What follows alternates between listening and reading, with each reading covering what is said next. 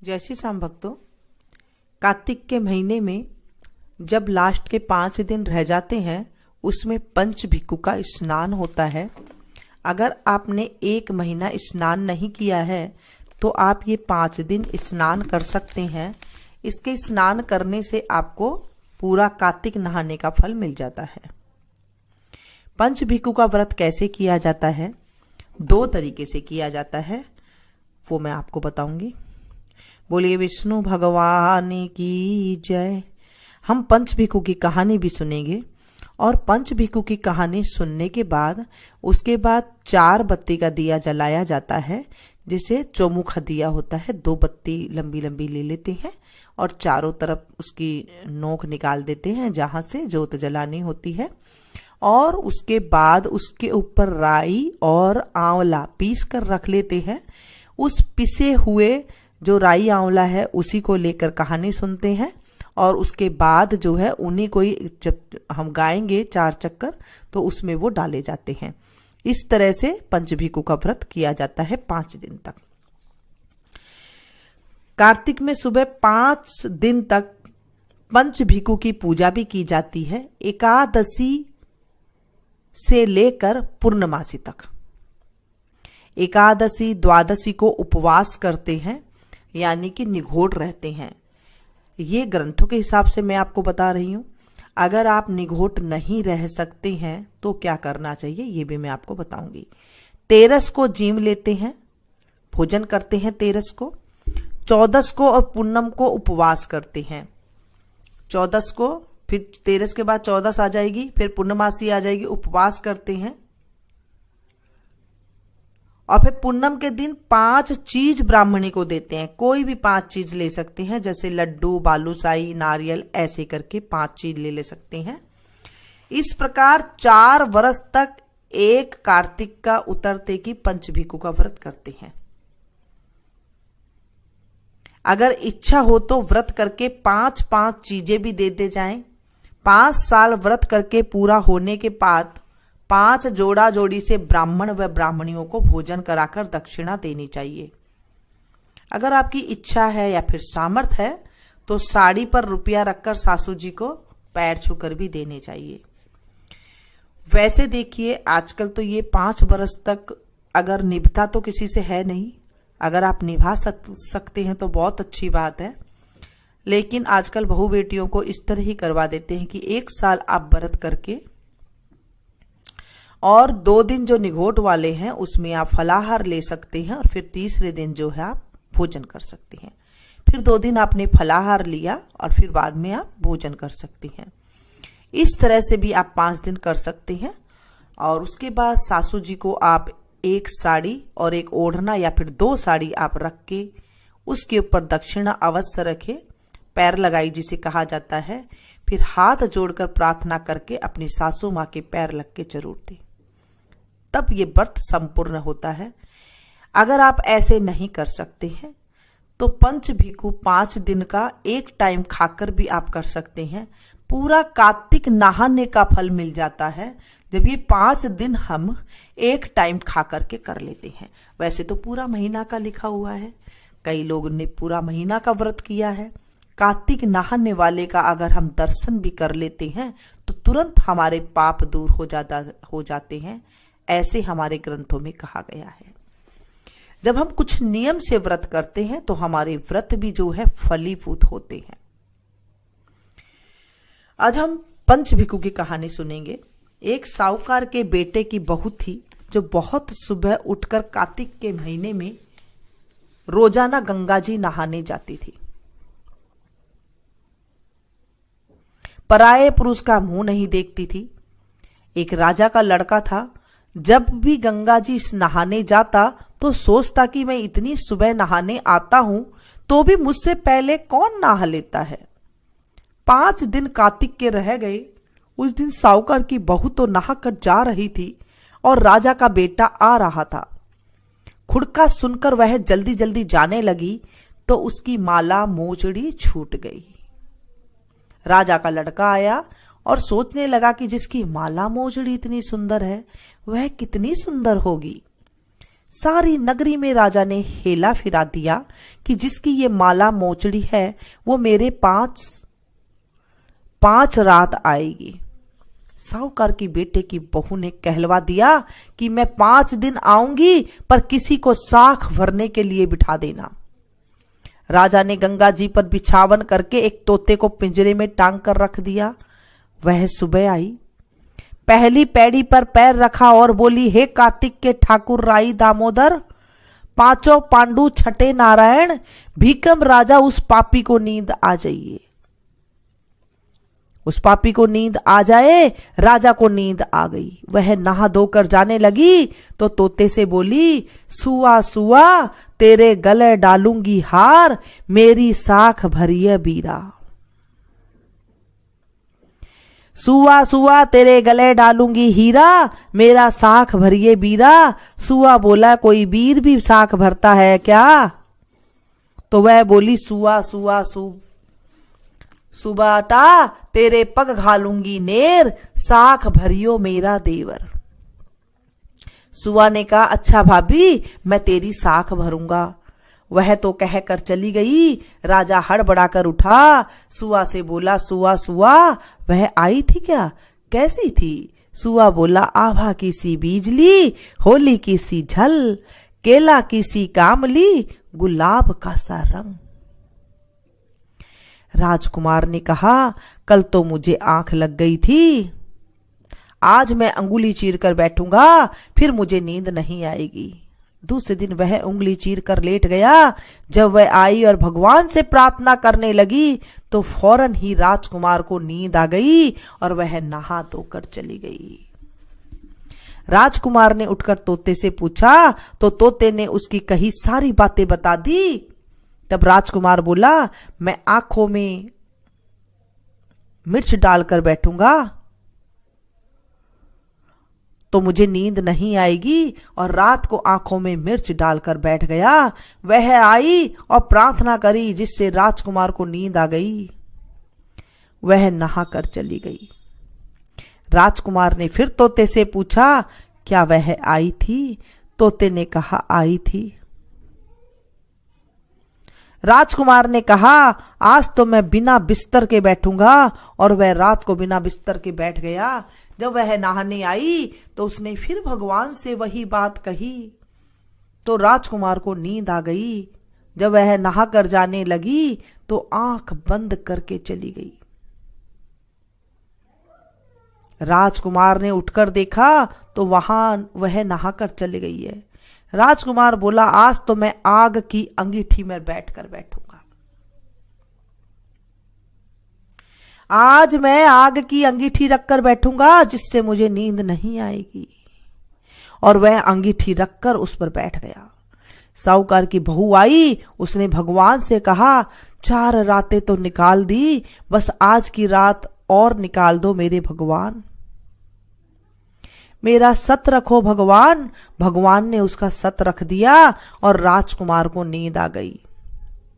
जब वह नहाकर जाने लगी तो तोते से बोली, इस पापी से कह देना कि तेरी 5 रातें पूरी हो गई है, इसलिए मेरी मोतियों की माला मेरे घर भेज देना। सुबह राजा के लड़के ने तोते से पूछा, क्या वह आई थी?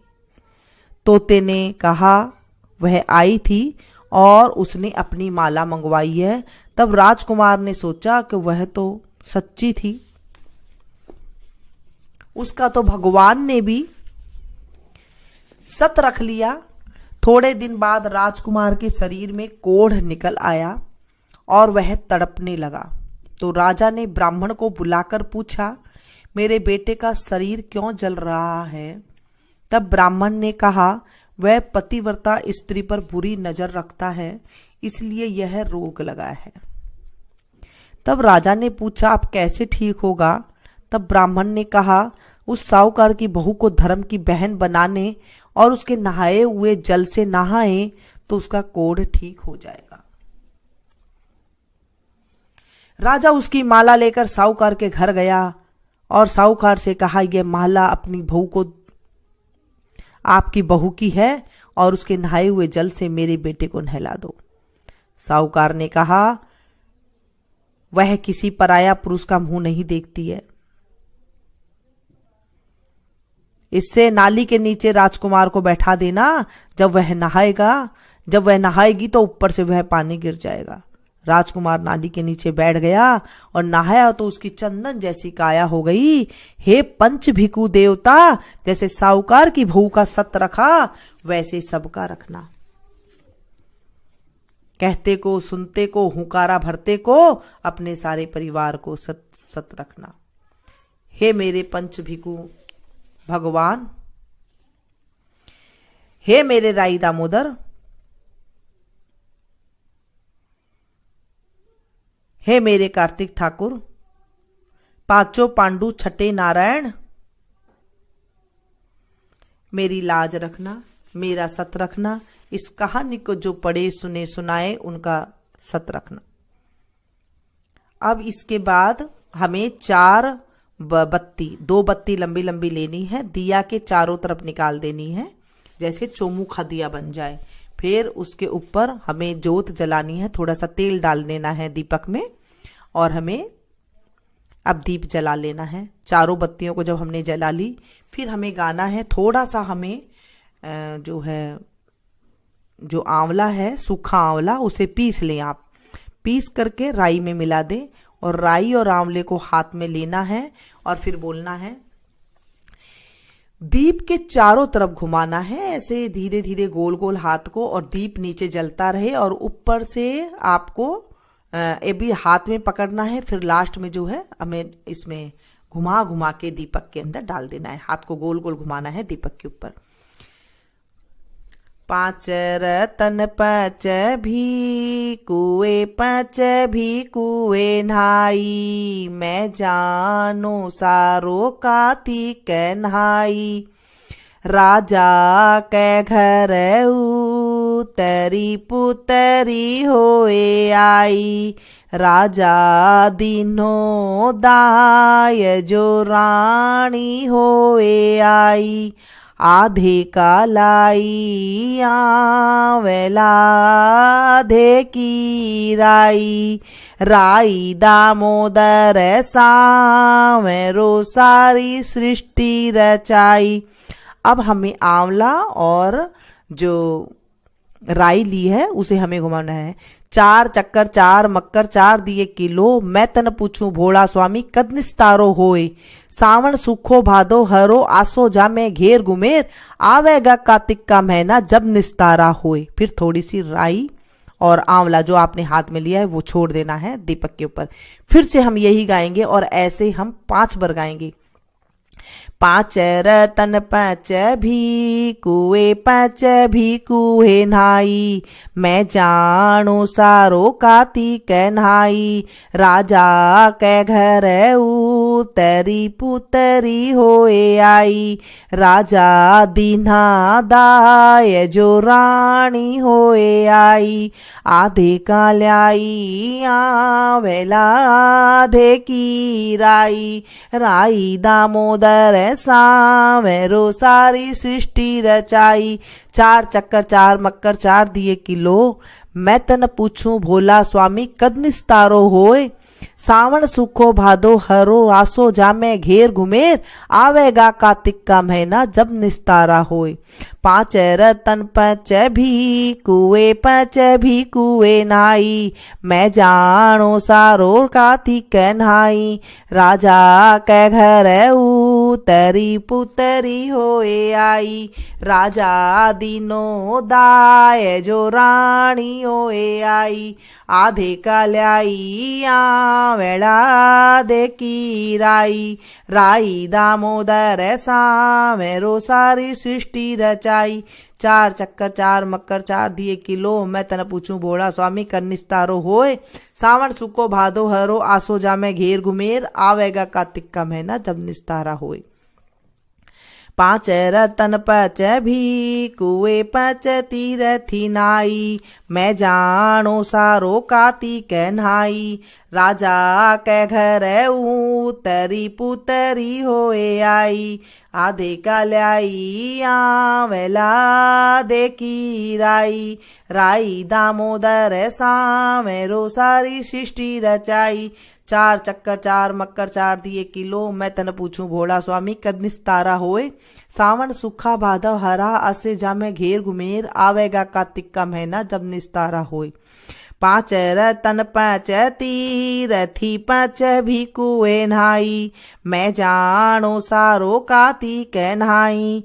राजा के घर उतरी पुतरी होए आई, राजा ल्यायो ब्याह के रानी होए आई। आधे क्या ल्याई आवेला आधे की राई, राई दामोदर सामेरो सारी सृष्टि रचाई। चार चक्कर चार मक्कर चार दिए किलो, मैं तन पूछूं भोला स्वामी कद निस्तारो होए।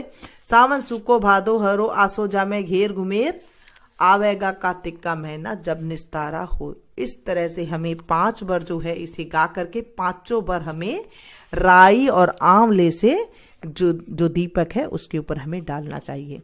ऐसे इस तरह से पंचभिकु का स्नान होता है। 5 बार आप इस कहानी को जो ये गीत है इसे आप 5 बार इस तरह से गा लीजिए जैसे मैंने आपको गाया है ना, ये 5 बार आप बस उसी टाइम पे आप दीपक में डालती जाएं और 5 दिन तक आपको ऐसे करना है। अगर आप 5 जोड़ा जोड़ी नहीं जिमा सकते हैं तो आप डेली जो खाना खा रहे हैं 1 प्लेट आप वैसे दे करके पंडित जी को आप दे सकती हैं।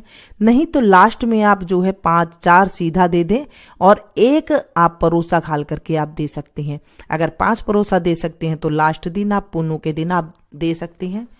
अगर नहीं जिमा सकते तो आप 5 परोसा दे सकते हैं, नहीं तो आप 5 चीजें दे सकती हैं जैसे लड्डू हो गई, बालूशाही हो गई, जलेबी हो गई। इस तरह से 5 चीज दे सकती हैं।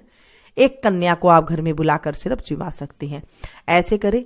दूसरे दिन पुन्नू के दूसरे दिन सुबह सुबह आप खिचड़ी बनाएं और फिर जो है खिचड़ी को राधा कृष्ण के सामने आप भोग लगाएं और उसके बाद जो है वो प्रसाद फिर आप घर में खाएं जब आप अपना व्रत खोल सकती हैं दूसरे दिन पड़वा के दिन। ऐसे होता है पंचभिकु का व्रत बिल्कुल शास्त्रों के अनुसार जो हम बचपन से करते आए हैं और आप जैसे निभता है आप कर ले। अगर आपने ये 5 दिन स्नान कर लिया तो पूरे कार्तिक नहाने का फल मिल जाता है। ऐसे हमारे ग्रंथों में कहा गया है। घर के सभी सदस्य आप जहां तक हो सके ऐसा करने की कोशिश करें। आप इसे ज्यादा से ज्यादा शेयर करें। कार्तिक के महीने में जब हम किसी को पंचभिकु की कहानी सुना देते हैं तो हमारे जीवन में भी कार्तिक नहाने के साथ साथ कहानी सुनाने का भी हमें और ज्यादा फल मिल जाता है। 16वां हिस्सा पुण्य हमें और मिल जाता है। भक्तों सारे टाइम गया, अब सिरे थोड़ा रह गया है, ज्यादा गया, थोड़े दिन और रह गए हैं। तो आप इसमें जितना स्नान कर सकते हैं कर ले। फिर मैं आपको बताऊंगी कैसे घर में नाव बना करके आप वही जो नदी वाली जो नाव घर में बना करके हम नदी पार कर लेते हैं, ऐसे हम घर में कैसे नदी पार करेंगे वो भी मैं आपको सब बताती जाऊंगी। पंचभिकु में कैसे कैसे होता है और ये 5 दिनों के अंदर कैसे हम राम कथा सुनेंगे वो भी मैं आपको बताऊंगी और जरूर आप इसे सुनिएगा। मिलती हूँ फिर से एक नई वीडियो में नई अध्याय के साथ। Thank you.